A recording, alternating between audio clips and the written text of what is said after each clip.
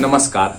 सिया राम मैं सब जग जानी, करो प्रणाम जोरी जुग पानी। जलचर थलचर नभचर नाना, जे जर चेतन जीव जहाना। तुलसीदास जी द्वारा रचित श्री रामचरितमानस का यह चौपाई है और तुलसीदास जी ने इतने सुंदर तरीके से संसार का वर्णन किया है। जलचर थलचर नभचर नाना, जे जर चेतन जीव जहाना। इतने कम शब्दों में पूरे संसार को समेट लेना किसी कवि के लिए आसान काम नहीं होता। जलचर जल में रहने वाला, थलचर थल पर रहने वाला, जमीन पर रहने वाला, नभचर अर्थात आकाश में रहने वाला, और जे जर चेतन जीव जहाना। आप जरा सोच कर बताइए कि क्या इस पृथ्वी पर या आकाश में या जल में कोई बचता है?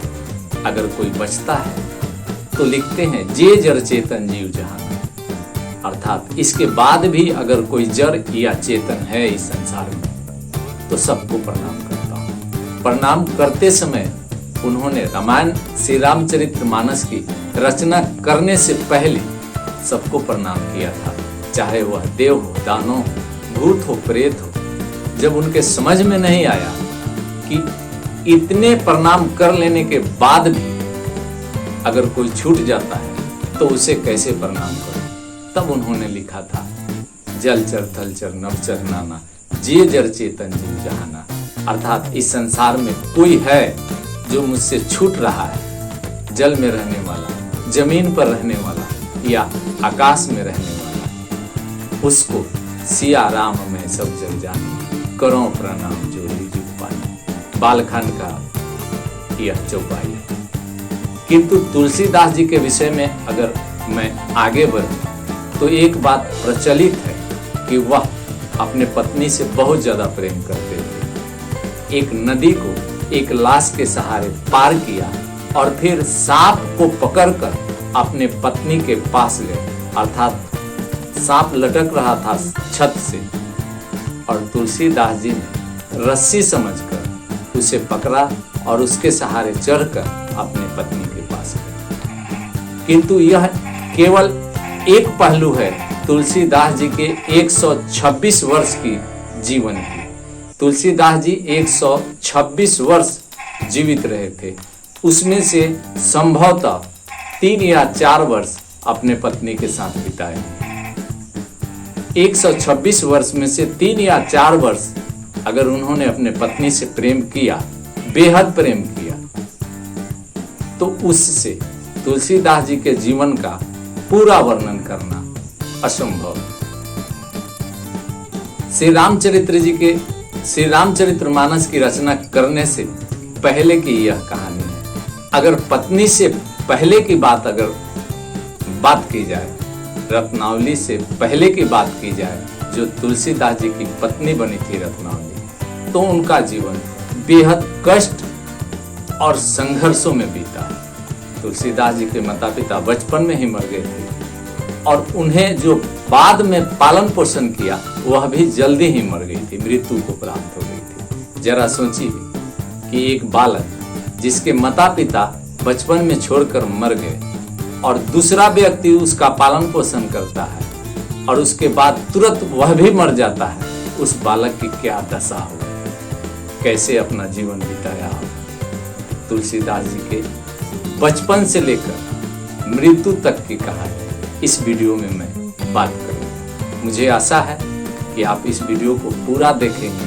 श्री रामचरितमानस की रचना करने में तुलसीदास जी को कितना संघर्ष करना पड़ा, यह प्रूव करने में कि मैं जो लिखा हूँ श्री रामचरितमानस वह सही है, क्योंकि उस समय संस्कृत का प्रचलन ज्यादा था भारत में और जितने भी धार्मिक ग्रंथ थे ज्यादातर संस्कृत में लिखी गई थी।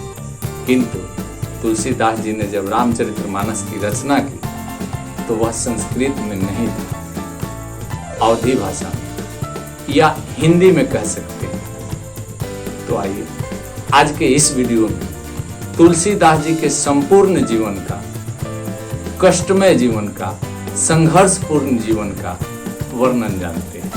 भारतीय संत साहित्य के इतिहास में गोस्वामी तुलसीदास जी एक उज्जवल नक्षत्र हैं।